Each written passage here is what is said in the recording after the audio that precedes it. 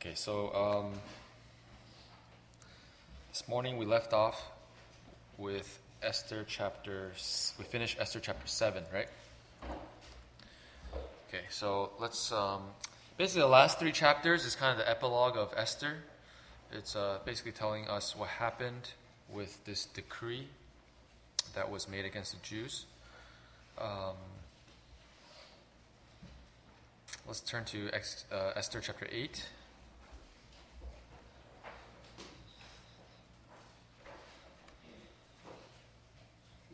Well, before we go on, anybody have any questions or anything? Oh, yeah, Benny. Oh, yes, go. Okay. Anybody have any questions on Esther that we covered so far? Okay, Esther chapter 8. First part of Esther chapter 8 is talking about how on that day that Haman was hanged, the house of Haman was given to Esther. So she had charge over his descendants. And then Esther revealed that Mordecai was also her relative. So then the king took off his signet ring and gave it to Mordecai. And then Esther appointed Mordecai over the house of Haman. Okay, so indeed, how the tables turn. Okay, Mordecai now was in charge of them. If we jump ahead to chapter 9, verse 7. Anybody good with names? Esther chapter 9, verse 7. Who likes to pronounce names in the Bible? Okay, let's do Hanson. Hanson, please read verse 7 and 8 and 9. Esther chapter 9, verse 7 through 10. Yeah. Wait. Esther chapter 9. Yeah, Esther chapter 9. Yeah, okay. We're jumping ahead, right?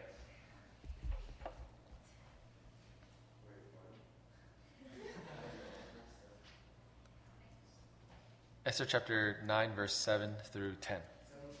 Yep.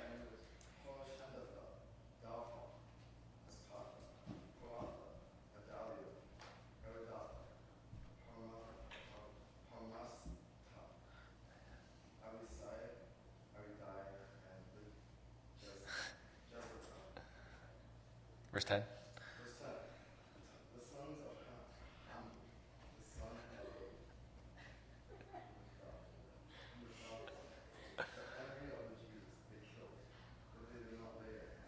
Okay, so you can see later on, the 10 sons of Haman, I think they still harbored animosity towards the Jews, and especially like Mordecai was, over in charge of their house now. So the day that was originally appointed for the Jews to be killed, they still went out to go and I think they went out. I think it's implied that they went out to try to go and kill the Jews, and then the Jews killed them instead. Because as we'll later learn, the Jews later they passed a law that they could fight back. Right? They could fight back. So I think these people attacked them, and that's why they fought back and killed these 10 sons of Haman. So the fate of Haman's family was really sad. Okay, what eventually happened. Hatred took over Haman's life, and then that hatred also wound up destroying the rest of the family. Okay, let's go back now to Esther chapter 8, verse 3. Esther chapter 8, verse 3. This is a little bit subtle, but this is another time that Esther risked her life to see the king. And we don't know exactly how long after Haman was killed, but it could be the same day, could have been a couple days later, a couple weeks later. But the reason why we know that it was also risky because the king held out his golden scepter towards Esther. So what we can see is that Esther had grown as a person, grown in maturity. Of course, this time was less risky than the first time because the first time it had never been done before. It was her first time doing it. This is her second time. But still, it was a risk, right? It's the Persian law that if you see the king without an appointment, without him summoning you, then you could be killed. So in verse 3, Esther spoke again with the king, falling down on his feet, imploring him with tears to counteract the evil that Haman the Agagite and the scheme which he had devised against the Jews. And the king held out the golden scepter towards Esther, so Esther arose and stood before the king. Okay. And then from what we read in this paragraph, Esther basically asked for the law of Haman to be revoked,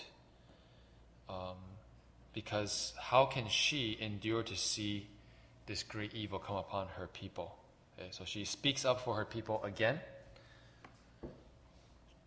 because I think the conclusion from chapter 7 was really it wasn't completely resolved, right? The conclusion of chapter 7 was the person who devised this plan, he died. But the plan still was in effect. So chapter 8 is about how they would counteract the plan. So in verse 7 through 8, King Ahasuerus allows Queen Esther and Mordecai to draft up whatever they want to counteract this law. And they can seal it with the signet ring. Okay. So Persian law back then, you can read here in Esther, you can also see in the book of Daniel. Whenever something was sealed by the ring, could it be revoked? Can it be revoked? It's basically, it's basically set in stone, you can say. Right? So they could not exactly just remove what Haman had wrote in the first place. But what they did was, let's jump to verse 11 now. What Esther and Mordecai signed into law instead was what? By these letters, the king permitted the Jews who were in every city to gather together, protect their lives, to destroy, kill, and annihilate all the forces of any people or province that would assault them, both little children and women, and to plunder their possessions. Okay. So on the day that was set for the massacre, they can now take up arms, gather together, assemble, have a strategy, go and protect themselves and kill anyone who was going to kill them. They also even had the right to take those people's possessions. Okay, so that was, in effect, how they counteracted the original law.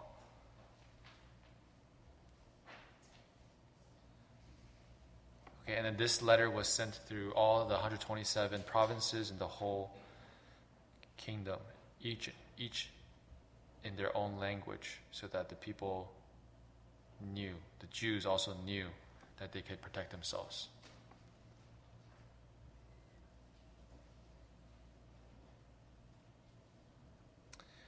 And from the rest of chapter 8, basically just talking about Mordecai was honored, right? After this whole event, Mordecai was a very high-ranking official now, and Jews in general were very happy and relieved that they could fight for themselves. And then there was a holiday. Okay. Yeah, because now they could survive. Okay. Any questions on chapter 8? I don't think there's too much to expand on chapter 8. I think it's just the fact that Esther continued to mature as a person, right, and risked her life again.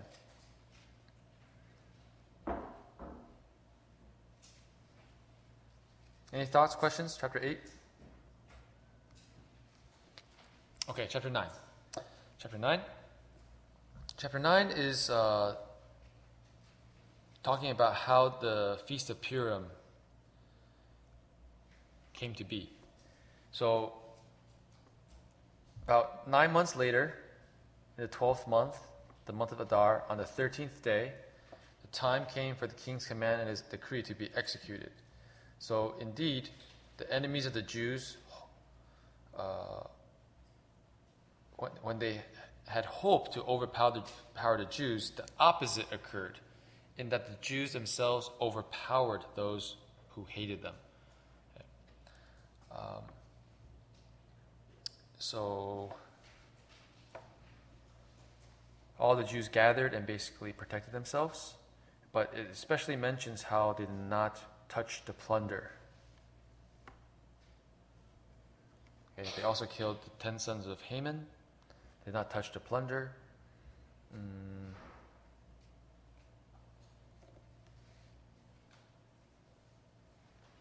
And after the 10 sons of Haman were killed, Esther also even requested that the next day they could hang them, the corpses, right, on the gallows.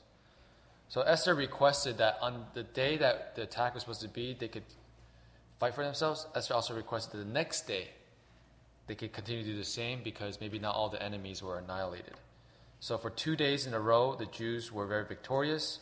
In just the city of Shushan itself, 500 died on the first day, and I think 300 died the second day.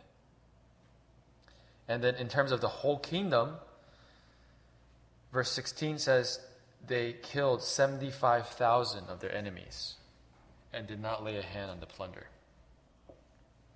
So originally, the 13th day of the month of Adar was supposed to be a very sad day for the Jews. It became a day of victory.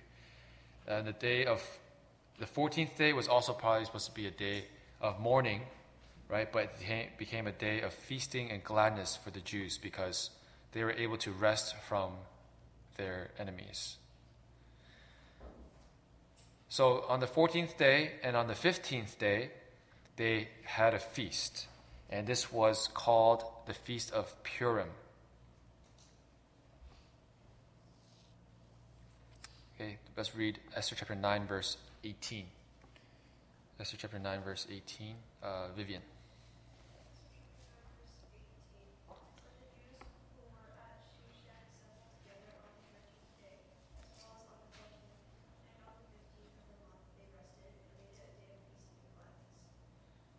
Okay. Verse 19 as well.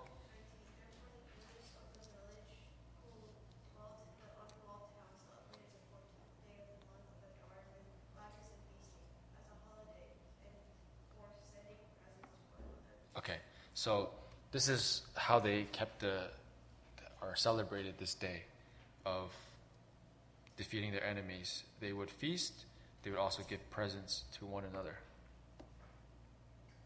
And then Mordecai later made this like a national holiday for the Jews. This is found in verse 20 and onward. So verse 23, it says, the Jews accepted the custom which they had begun, as Mordecai had written to them. Verse 24, because Haman, the son of Hammedatha, the Agagite, the enemy of all the Jews, had plotted against the Jews to annihilate them, and had cast pure, that is the lot, to consume them and destroy them. Verse 25, but when Esther came before the king, he commanded by letter that this wicked plot which Haman had devised against the Jews should return on its own head, and that he and his son should be hanged on the gallows. Verse 26, so they called these days Purim, after the name pure.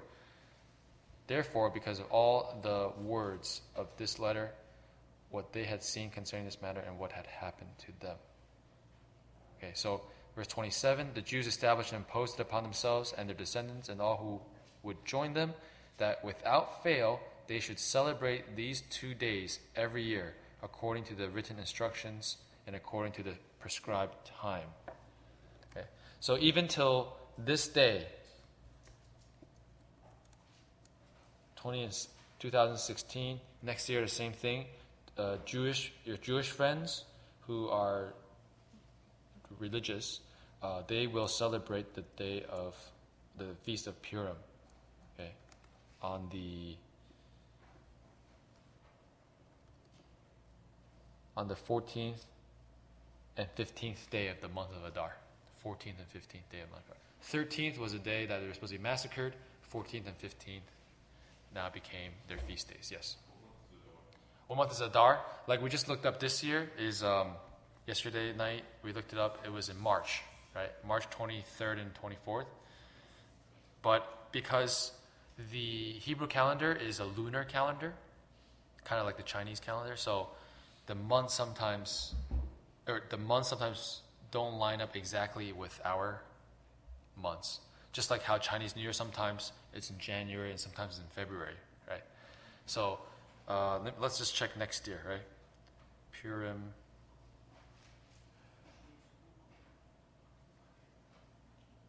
Okay, we want to do Google? Yeah. Okay. When is Purim celebrated in 2017?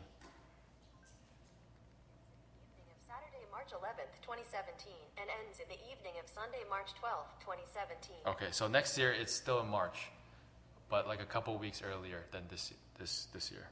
Okay, so it looks like March is typically when Purim is celebrated.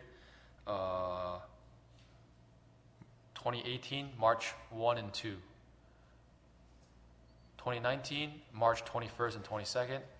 Year 2020, March 10th and 11th. So I guess it's mostly in March. Maybe seldomly it falls in February. Okay. Any other questions?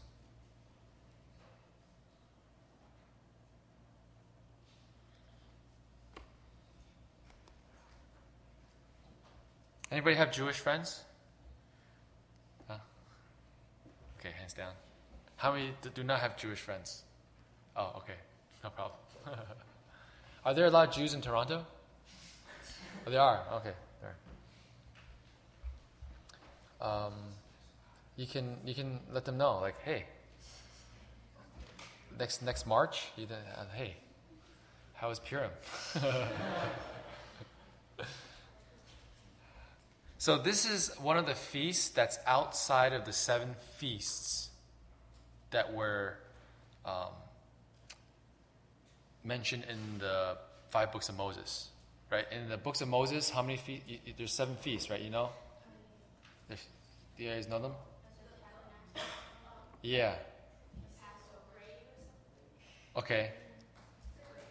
Yeah, the most important one is what? Okay, yeah. Passover, feast of Passover, feast of unleavened bread, feast of first fruits. That's all almost together in the first month. Right? Then you have Feast of Weeks, which is Pentecost, in the middle, the 4th one, right? Then you have the feast, the Day of Atonement, the Feast of Tabernacles, and the Feast of Trumpets. Oh, those 3, the order I kind of forgot though. But anyway, 7. That's mentioned in the Old Testament. Maybe one day when you go to NYTS or I think NYTS, they'll probably go over those, right? But that was what the Jews had been used to keeping every single year. But now, because of this event that happened during the Persian Empire, they began a new feast called Purim. And the Jews still keep it to this day, right? It doesn't really have any religious meaning, but it basically celebrates God's victory over their enemies so many hundreds of years ago. There's another feast that the Jews keep that's outside of the 7 in the Old Testament too. Anybody know that one? This one's like more famous. Hanukkah. Yeah, Hanukkah. The Feast of Lights. Right, Hanukkah.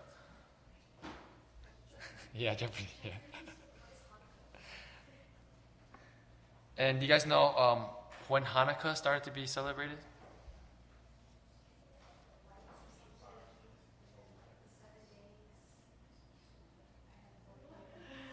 Yeah, I kind of forgot the details too, but It started to occur, they started to keep the Feast of Lights.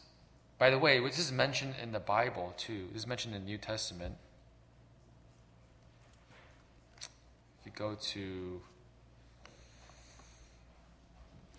sometimes also known as the dedication, Feast of the Dedication. If you go to John chapter 10, verse 22. John chapter 10, verse 22.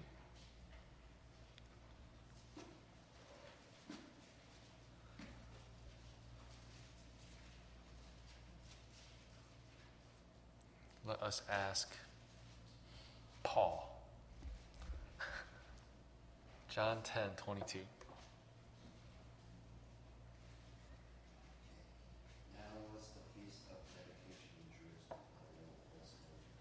Okay, Feast of Dedication is mentioned in the Bible. It's also known as Hanukkah or the Feast of Lights. How did it start? It started in between the Old Testament and New Testament time, around 164 BC. Okay, so you don't see it in the biblical record. But what happened was that the temple had been desecrated by a ruler called Antiochus IV Epiphanes. He really did horrible things in the temple. Okay? He desecrated the temple, and the Jews revolted against him and fought back. So about 3 years later, there was a great victory for the Jews, where they eventually won independence from the I think from the Romans, or from whoever was controlling them. They had a brief time of independence, and then when they rededicated the temple after it was desecrated, that is basically the Feast of Dedication, the Feast of Lights. They spent 8 days to rededicate the temple. Okay, so that's a little bit side story. Okay, so in general, Jews, I guess, they keep 9 feasts now. 7 in the Torah, Purim, and then Hanukkah. Okay. So I mean, you can also ask your Jewish friends, like what do they do? You can also get their point of view of things. I think it'd be interesting. You ever talk to your Jewish friends about the Bible? Or are your Jewish friends not religious? Huh? He's anti-God. Okay, yeah, a lot of Jews sometimes now. Jewish by blood, but they're very secular, right? They're atheists even. But anybody have any more religious Jews? Even wear the kippah or the yarmulke in school? Yeah. You can ask them about things. Okay, let's go back to Esther chapter 9.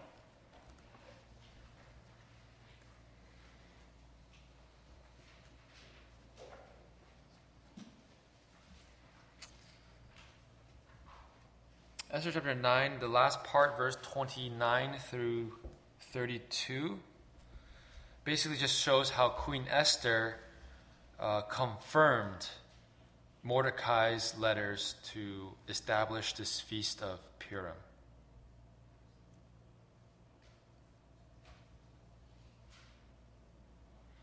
Okay, and then let's go to chapter 10.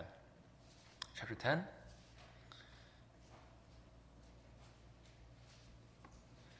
Chapter 10, verse 1. And King Ahasuerus imposed tribute on the land and on the islands of the sea. Now all the acts of his power and his might, and the account of the greatness of Mordecai, to which the king advanced him, are they not written in the book of the chronicles of the kings of Media and Persia? Verse 3. For Mordecai the Jew was second to King Ahasuerus, and was great among the Jews, and was well received by the multitude of his brethren, seeking the good of his people, and speaking peace to all his countrymen. So this is just final words talking about what happened to Mordecai. Mordecai advanced greatly, was second to the king, and was well received by his people. So this is also a good encouragement and example to us. Like when somebody climbs high to a high position, sometimes they wind up getting puffed up, sometimes their personality changes, sometimes this type of success gets to them. And then they may start to, like people will start to sense that the person's changed, and usually in a negative way. But Mordecai, even though he advanced so greatly among the Jews and also in the empire, it says that he was received by the multitude of his brethren. People enjoyed him. People liked him. And how did he use his power, his influence? He was seeking the good of his people.